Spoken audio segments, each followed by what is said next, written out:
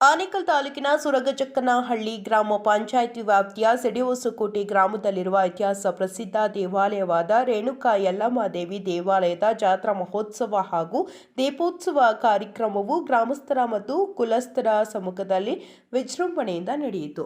ಇನ್ನು ರೇಣುಕಾ ಯಲ್ಲಮ್ಮ ದೇವಿ ದೇವಾಲಯದ ಜಾತ್ರಾ ಮಹೋತ್ಸವ ಅಂಗವಾಗಿ ದೇವಿಗೆ ಅಭಿಷೇಕ, ವಿಶೇಷ ಪೂಜೆ, ಹೋಮ ಹವನಗಳು ಹಾಗೂ ದೇವಿಗೆ ಮತ್ತು ದೇವಾಲಯಕ್ಕೆ ವಿಶೇಷ ಅಲಂಕಾರ ಸೇರಿದಂತೆ ಹಲವು ವಿಶೇಷ ಪೂಜಾ ಕಾರ್ಯಕ್ರಮಗಳು ಗ್ರಾಮಸ್ಥರ ಮತ್ತು ಕುಲಸ್ಥರ ಸಮ್ಮುಖದಲ್ಲಿ ಶಾಸ್ತ್ರೋತ್ರವಾಗಿ ನೆರವೇರಿತು. ಇನ್ನು ಮಹಿಳೆಯರು ದೇವಿಗೆ ದೀಪದಾರತಿಯನ್ನು ಬೆಳಗಿದ ದೃಶ್ಯ ರೋಮಾಂಚನವಾಗಿತ್ತು. ಹಾಗೆಯೇ ಸುತ್ತಮುತ್ತಲ ಗ್ರಾಮಗಳಿಂದ ನೂರಾರು ಭಕ್ತರು ಆಗಮಿಸಿ ದೇವಿಯ ದರ್ಶನ ಪಡೆದು ಪುನೀತರಾದರು. ಹಾಗೆಯೇ ದಾಸೋಹ ವ್ಯವಸ್ಥೆಯನ್ನು ಮಾಡಲಾಗಿತ್ತು.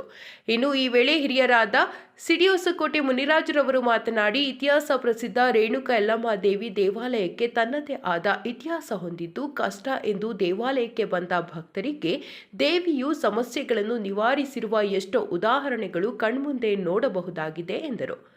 ಇನ್ನು ರೇಣುಕಾ ಯಲ್ಲಮ್ಮ ದೇವಿ ದೇವಾಲಯಕ್ಕೆ ಮತ್ತು ಸುತ್ತಮುತ್ತಲಿನ ಕೃಷಿ ಭೂಮಿಗಳಿಗೆ ಓಡಾಡಲು ಹಿಂದಿನ ಕಾಲದಿಂದಲೂ ಸಂಪರ್ಕ ರಸ್ತೆ ಇದ್ದು, ಆದರೆ ಖಾಸಗಿಯವರು ನೂತನ ಲೇಔಟ್ ನಿರ್ಮಾಣದ ಹೆಸರಿನಲ್ಲಿ ರಸ್ತೆಗೆ ಕಾಂಪೌಂಡ್ ಹಾಕಿರುವ ಹಿನ್ನೆಲೆಯಲ್ಲಿ ಸಾರ್ವಜನಿಕರಿಗೆ ಹಾಗೂ ರೈತರಿಗೆ ಬಹಳಷ್ಟು ತೊಂದರೆಯಾಗಿದ್ದು, ಮಾನ್ಯ ತಹಶೀಲ್ದಾರ್ ಇತ್ತ ಕಡೆ ಗಮನ ಹರಿಸಿ ಸಮಸ್ಯೆಯನ್ನು ಬಗೆಹರಿಸಿಕೊಡಬೇಕು. ಈ ವಿಚಾರವಾಗಿ ಈಗಾಗಲೇ ಆನೇಕಲ್ ಯೋಜನಾ ಪ್ರಾಧಿಕಾರಕ್ಕೆ ದೂರು ಸಹ ನೀಡಿದ್ದೇವೆ ಎಂದು ಹೇಳಿದರು. ಇನ್ನು ಸ್ಥಳದಲ್ಲಿ ಸಿಡಿಹೊಸಕೋಟೆ ಗ್ರಾಮ ಮತ್ತು ಸುತ್ತಮುತ್ತಲಿನ ಗ್ರಾಮಸ್ಥರು, ಭಕ್ತರು ಹಾಗೂ ಕುಲಸ್ಥರು ಭಾಗವಹಿಸಿದರು.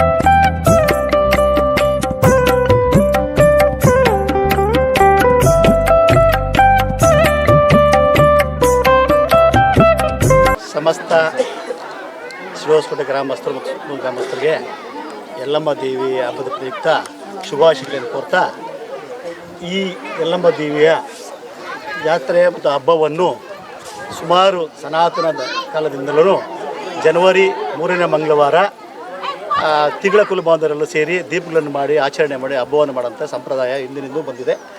ನಮ್ಮ ಹಿರಿಯರು ಅದನ್ನು ಮಾಡ್ಕೊತಿದ್ದಾರೆ. ಹಾಗೆಯೇ ಈಗಲೂ ನಾವು ಅದನ್ನು ಮುಂದುವರ್ಸ್ಕೊಂಡು ಹೋಗ್ತಾ ಇದ್ದೀವಿ. ಈಗ ಇವತ್ತು ಪ್ರತಿ ಜನವರಿ 3ನೇ ಮಂಗಳವಾರ ಈ ಕಾರ್ಯಕ್ರಮ ಯಶಸ್ವಿಯಾಗಿ ಯಾವಾಗಲೂ ಆಗ್ತಾಯಿದೆ. ಆದರೆ ಕಾರಣಾಂತರಗಳಿಂದ ಇಲ್ಲಿ ಶಕ್ತಿ ಏನಪ್ಪ ಅಂದರೆ ಒಂದು 10 ವರ್ಷ ಆಗಿರ್ಬೋದೇನೋ, ಕಾರಣಾಂತರದಿಂದ ಎಂಟು ಮುಂಟು ಅಂತೇಳಿ ಒಂದು 5ನೇ ಮಂಗಳವಾರ 6ನೇ ಮಂಗಳವಾರ ಮಾಡಿಬಿಟ್ವಿ. ಆ 2 ಸಾರಿಯೂ ನಮ್ಮ ಜನಾಂಗದಲ್ಲಿ ಸಾವೊಂದು ಸುದ್ದಿಗಿಲ್ಲ, ಅಷ್ಟು ವಿಶೇಷ ಶಕ್ತಿ. ಆದ್ದರಿಂದ ಈ ಸಂಪ್ರದಾಯದಂತೆ ಇಲ್ಲಿ ಪ್ರತಿ ವರ್ಷದ 3ನೇ ಮಂಗಳವಾರ ಈ ಹಬ್ಬ ಆಚರಣೆ ಮಾಡ್ಕೊಂಡು ಬರ್ತಾಯಿದ್ದೀವಿ. ಹಿಂದಿನ ಕಾಲದ ಮಾಡ್ಕೊಂಡು ಬರ್ತಾಯಿದ್ದೀವಿ. ಇಲ್ಲೆಲ್ಲನೂ ತಿಂಗಳು ಜನಾಂಗದವರು ಎಲ್ಲ ಬಡವರು ಬಂದರು ಇರೋದು, ಅದೊಂದು ಎಲ್ಲ ಕೂಲಿ ಮಾಡಿದೆ ಹೆಚ್ಚಿಗೆ ಜನ ಇರೋದು ಅಲ್ಲ. ಇಲ್ಲಿ 10 ಗುಂಟೆ 20 ಗುಂಟೆ ತೋಟಗಳು ಇಟ್ಕೊಂಡು ಕೆಲಸ ಮಾಡ್ತಾ ಇರ್ತಾರೆ. ಇಲ್ಲಿಗೆ ಸುಮಾರು ನಮ್ಮ ಬುದ್ಧಿ ಬಂದಾಗಿಂದಲೂ ದೇವಸ್ಥಾನ ಪೂಜೆ ಮಾಡಿಕೊಂಡು ದೇವಸ್ಥಾನ ಮಾಡ್ಕೊಂಡು ಬರ್ತಾಯಿದ್ದೀವಿ. ಹಾಗಾಗಿ ಇಲ್ಲಿ ರಸ್ತೆ ಸಂಪರ್ಕವೂ ಇತ್ತು. ಆದರೆ ಈಗ GKS ಡೆವಲಪರ್ಸ್ ಅವರು ಇಲ್ಲಿ ಲೇಔಟ್ ನಿರ್ಮಾಣ ಮಾಡ್ತಾಯಿದ್ದಾರೆ, ಮಾಡಲಿ ಸಂತೋಷ. ಆದರೆ ಅವರು ಕಾನೂನು ಉಲ್ಲಂಘನೆ ಮಾಡಿ ಇಲ್ಲಿ ಏನು STR ರೋಡ್ ಇದೆ, ದಾಖಲಾತಿ ಕೊಡ್ತೀನಿ. STR ರೋಡ್ ಇದೆ, ಇವಾಗ ನೀವು ಕಾಣ್ತಾ ಇದ್ದೆ, ಇಲ್ಲಿ ಗಂಟೆ ಇರೋದು ಅದನ್ನು. ಮತ್ತು BM ಲೇಔಟ್ ಪ್ರಕಾರ ಇರೋ ರಸ್ತೆಗಳೆಲ್ಲನೂ ಅವರು ಕಾಂಪೌಂಡ್ ಹಾಕ್ಕೊಂಡು ಇದನ್ನು ನಮಗೆ ಈ ತೋಟಗಾರರಿಗೆ ಮತ್ತು ದೇವಸ್ಥಾನಕ್ಕೆ ಸಂಬಂಧಪಟ್ಟ ಎಲ್ಲರಿಗೂ ಜನಗಳಿಗೆ ತೊಂದರೆ ಆಗ್ತಾಯಿದೆ. ದಯವಿಟ್ಟು ಇದನ್ನು ಸಂಬಂಧಪಟ್ಟಂಗೆ ನೀವು ಪ್ರಚಾರ ಮಾಡಿ ಅದನ್ನು ನಮ್ಗೆ ನ್ಯಾಯ ಕೊಡಿಸ್ಬೇಕು. ಆಗಲಿ ಸಂಬಂಧಪಟ್ಟಂಗೆ ADAಯಲ್ಲಿ ಅರ್ಜಿಯನ್ನು ಕೊಟ್ಟಿದ್ದೀವಿ. ಅವರು ಅರ್ಜಿ ಕೊಟ್ಟ ಮೇಲೆ ಅವ್ರು ಸಂಬಂಧಪಟ್ಟ ಡೆವಲಪರ್ಸ್ಗೆ ನೋಟಿಸ್ ಕೊಟ್ಟಿದ್ದಾರೆ. ಅವರು ಈ ತಾತ್ಕಾಲಿಕ ಕಾಂಪೌಂಡ್ ಹಾಕಿದ್ದೀವಿ, ನಮ್ಗೆ ಡೆವಲಪ್ಮೆಂಟ್ಸ್ಗೆ ತೊಂದರೆ ಆಗ್ತಾಯಿದೆ, ಅದಕ್ಕೋಸ್ಕರ ಹಾಕಿದ್ದು ಅಂತ ಹೇಳಿದ್ದಾರೆ. ಆದರೆ ದಯವಿಟ್ಟು ಹಾಕ್ಕೊಂಡು ಕಾಂಪೌಂಡು ಅವರೊಂದು ಲಿಮಿಟೆಡ್ ಕಾಂಪೌಂಡ್ ಹಾಕೊಂಡು ಇಷ್ಟು ಡೆವಲಪ್ಮೆಂಟ್ ಮಾಡೋರು ಒಂದು ವಾಚ್ಮ್ಯಾನ್ ಇಟ್ಕೊಂಡು ಮಾಡ್ಬೋದಾಗಿತ್ತು. ಸಾರ್ವಜನಿಕ ತೊಂದರೆ ಇರೋದಿಲ್ಲ. ಇದರಿಂದ ಚಿಕ್ಕಾಗಡೆ ಗಾವರಮ್ಮ, ಅಗ್ರಹಾರ, ಒಡೆಯರಹಳ್ಳಿ, ಆಮೇಲೆ ಕಾವಲಹೊಸಳ್ಳಿ, ಸಿಡೋಸ್ಕೋಟೆ, ಒಣಕಾಸ್ಪುರದ ಸಂಪರ್ಕ ರಸ್ತೆ ಇದು. ಈಗ ಜನ ಚಿಕ್ಕಾಗಡೆ ಒಣಕಾಸ್ಪುರದವ್ರು ಇವೆಲ್ಲ ಓಡಾಡಬೇಕಂದ್ರೆ ಆನೇಕಲ್ಗೆ ಹೋಗಿ 5 ಕಿಲೋಮೀಟರ್ ಸುತ್ತ ಹಾಕೊಂಡು ಬರ್ಬೇಕು ಹೀಗೆ. ಅದರಿಂದ ತಾವು ಪತ್ರಿಕೆ ಮಿತ್ರಿದ್ದೀರಾ, ಎಲ್ರಿಗೂ ನ್ಯಾಯ ಕೊಡ್ತಾಯಿದ್ದೀರಾ. ಇಲ್ಲೆಲ್ಲ ಬಡವರು ಇರೋದು 10 ಗುಂಟೆ 20 ಗುಂಟೆ ಇರೋದು. ನಾವೇನು ಯಾರು ಸ್ವಂತ ಜಾಗದಲ್ಲಿ ಜಾಗ ಕೇಳ್ತಾ ಇಲ್ಲ. BMRD ಕಾನೂನು ಚೌಕಟ್ಟಲ್ಲಿ ಏನು ಪ್ಲಾನ್ ಅಪ್ರೂವಲ್ ಆಗಿದೆ ಅದ್ರ ಪ್ರಕಾರ ತೆರವು ಮಾಡಿಸಿ ಸಾರ್ವಜನಿಕ ಉಪಯೋಗ ಮಾಡೋಕ್ಕಂತ ಸವಿನಯ ಪ್ರಾರ್ಥನೆ ಮಾಡ್ತಾ ಇದ್ದೀನಿ. ರೈತರಿಗೆ ಉಳೋದಕ್ಕೆ ಗೊಬ್ಬರಿಗೆ ಉಳೋದಕ್ಕೆಲ್ಲ ಬರ್ತಾಯಿದ್ವಿ. ಯಾರು ಸ್ವಂತ ಜಾಗದಲ್ಲಿ ಯಾರ್ದು ಬೇಡ. BMRD ಪ್ರಕಾರ ಏನಾಗಿದೆ ಅದ್ರ ಪ್ರಕಾರ ಬಿಟ್ಟಲಿ ಸಾಕು. ಇದನ್ನು ಮನವಿ. ನೀವು ಲೇಔಟರ್ನ ಏನಾದರೂ ಮಾತಾಡಿಸಿದ್ರೆ? ಇಲ್ಲ, ನಾವು ಕೇಳಿದ್ವಿ, ನಮಗೆ ಪ್ಲಾನ್ ಸಿಕ್ಕಿರಲಿಲ್ಲ. ಆಗ ಸಂಬಂಧಪಟ್ಟವ್ರು ಕೇಳಿದಾಗ ಇಲ್ಲ ನಮ್ಗೆ ಅಲ್ಲಿ ಗಂಟೆ ಅಪ್ರೂವಲ್ ಆಗಿದೆ ಅಂದರು. ಸರ್ ನಾವು ಸ್ವಂತ ಜಾಗದಲ್ಲಿ ನಾವು ಕೇಳೋದು ಬೇಡ, ನಮ್ಗೆ ಯಾಕೆ ಅವ್ರು ತೊಂದರೆ ಕೊಡೋದು, ಇರೋದ್ರಲ್ಲಿ ಅಡ್ಜಸ್ಟ್ ಮಾಡೋಂತೇಳಿ ಇಲ್ಲಿ ರೈತ ಹತ್ರ ಮಾತಾಡಿ ರಸ್ತೆ ಮಾಡ್ಕೊಂಡ್ವಿ. ಆಮೇಲೆ ಸಂಬಂಧಪಟ್ಟ ಇಲಾಖೆಗೆ ಹೋದಾಗ ಪ್ಲಾನ್ ಕೊಟ್ಟರು. ಪ್ಲಾನ್ ಕೊಟ್ಟರೆ ಅವರು ರಸ್ತೆ ಇಲ್ಲ ಸರ್ ಹಿಂಗೇನು ಮಾಡ್ಕೊಡಿ ಅಂತ ಹೇಳಿದಾಗ ಇಲ್ಲ ರಸ್ತೆ ಇದೆಯಲ್ಲ, ಇಲ್ಲಿ STR ರೋಡ್ ಹೋಗಿದೆ, ಪ್ರಪೋಸ್ ರೋಡ್ ಆಗಿದೆ, ಅದು ಬಿಟ್ಟೇ ನಾವು ಪ್ಲಾನ್ ಕೊಟ್ಟಿದ್ದೀವಿ, ಅದು ಬಿಟ್ಟು ಕೊಡಬೇಕು, ನೀವು ಒಂದು ಅರ್ಜಿ ಕೊಡ್ರಿ ಅಂದರು. ಅರ್ಜಿ ಕೊಟ್ಟ ಮೇಲೆ ನಾವು ಬಿಡಿಸ್ಕೊಡ್ತೀವಿ ಅಂತ ಹೇಳಿದ್ರು. ಅವರು ಉತ್ತರ ಕೊಟ್ಟಿದ್ದಾರೆ, ನಾವು ಡೆವಲಪ್ಮೆಂಟ್ ಆದಮೇಲೆ ಬಿಡ್ತೀವಿ, ನಾವು ಟೆಂಪ್ರರಿ ಹಾಕ್ಕೊಂಡಿದ್ದರೆ ಟೆಂಪ್ರರಿ ಹಾಕ್ಕೊಳ್ಳಿ ಬೇಡ ಅಂತ ಹೇಳಿಲ್ಲ. ಇಲ್ಲ ಸೆಕ್ಯೂರಿಟಿ ಇಟ್ಕೊಂಡು ಕಾಂಪೌಂಡ್ ಹಾಕಿ ಗೇಟ್ ಇಟ್ಕೊಂಡು ಜನರಿಗೆ ಓಡಾಡೋಕ್ಕೆ ಬಿಟ್ಕೊಟ್ಟು ಆಮೇಲೆ ಮಾಡ್ಕೊಂಡ್ವಿ.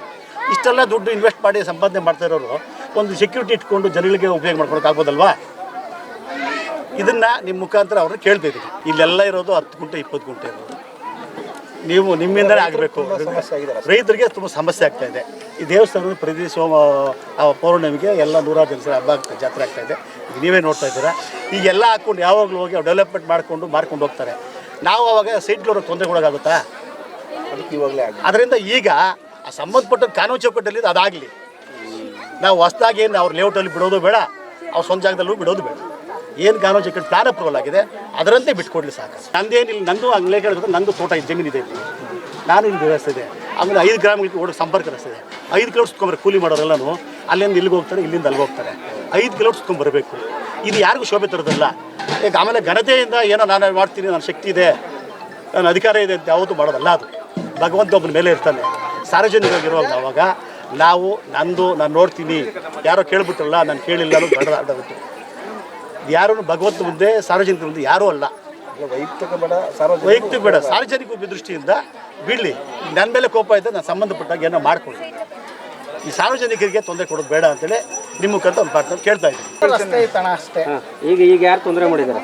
ಅಣ್ಣ ನೀವೇ ನೋಡ್ತಾ ಇದ್ದೀರ ಅಣ್ಣ, ಲೇಔಟ್ ನೀವೇ ನೋಡ್ತಾ ಇರಲ್ಲ, ಕಾಂಪೌಂಡ್ ಎಲ್ಲ ಇರೋದು. ಏನು ರೈತರಿಗೆಲ್ಲ ತೊಂದರೆ ಆಗ್ತಾ ಇದೆಯಾ ಇಲ್ಲಿ? ಅಣ್ಣ ರೈತರಿಗೆಲ್ಲ ತೊಂದರೆ ಆಗ್ತಾ ಇದೆಯಾ ತೋಟಗಳಿಗೆ ಹೋಗೋದಕ್ಕೆ ಬರೋದಕ್ಕೆ? ನೋಡಿ ಸರ್, ಇದು 24 ಮೀಟ್ರ್ ಪ್ರಪೋಸ್ ರಿಂಗ್ ರೋಡ್ ಇದು ಪ್ಲಾನ್ ಅಪ್ರೂವಲ್ ಇಲ್ಲಾಗಿದೆ, ಇಲ್ಲಿಗಾಗಿದೆ ಪ್ಲಾನ್ ಅಪ್ರೂವಲ್ ಅಂದರೆ ಅಲ್ಲಿಗೆ ಆಗಿದೆ. ಇದು ರಿಂಗ್ ರೋಡು. ಆಮೇಲೆ ಈ ಕಡೆಯಿಂದ ಲೇಔಟ್ ನೋಡಿ, ಇಲ್ಲೊಂದು ರಸ್ತೆ ಇದೆ, ಈ ರಸ್ತೆ ಕಾಂಪೌಂಡ್ ಆಗಿದೆ.